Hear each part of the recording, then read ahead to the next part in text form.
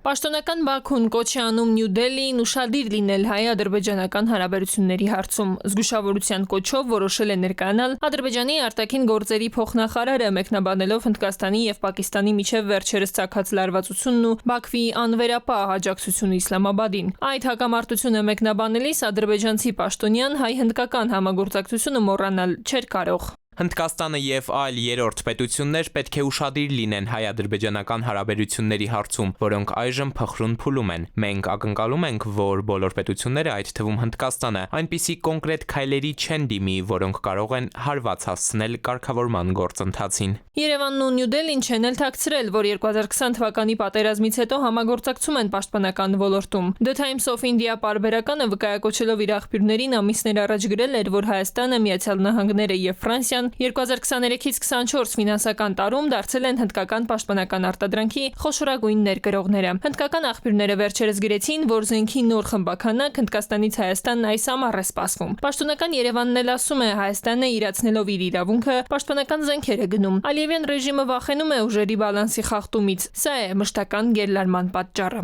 Միջնորդներ կամ ուրիշ երկրներ չպիտի այդ փոխհարաբերությունների մեջ Հայաստանի ու Ադրբեջանի ինչ-որ ձև լինեն։ Դա ինչի է իրաց պետք, որտեղ հասկանալի է, որ երբ որ ինչ-որ երրորդ ուժ չկա, ուժերի հարաբերությունը Ադրբեջանի օգտին է։ Ու այստեղ էլի մի քիչ տրամաբանություն էլի կա, այսինքն ուղղակի խոսքը գնում է ոչ թե արդեն բանակցային process-ի մասին, այլ ընդհանրապես փոխհարաբերությունների։ Ուժերի հարաբերակցության մասին մեկ փաստ միայն 2024-ի հոկտեմբերին Ադրբեջանի նախագահը խորհրդարանի հաստատման ուղարկեց պետբյուջեի նախագիծը, որը նախատեսում է 49 միլիարդ դոլար ռազմական ծախս։ Սա 1 միլիարդով ավելի է, քան ֆինանսների նախարարությունն ավելի վաղ հաշվարկել ու առաջարկել էր։ Այսինքն Ադրբեջանը իր ռազմական տարեկան ծախսը հասցրել է ռեկորդային 5 միլիարդ դոլարի։ Այդ 1 միլիարդը Ադրբեջանը նավթային հիմնադրամից կստանա։ Առհասարակ, որ աշխարհի տարբեր կողմերից Բաքուն մահաբեր զենքեր է գնում, նույնիսկ ավտորիտար երկրի պետական աղբյուրներն են աղաղակում։ Իմիջիայլոց իրանք առանձնապես չեն թաքցնում, այսինքն ինչ որ իրանք լրատվամիջոցներում արել է եղել, այսինքն ասեմ, դա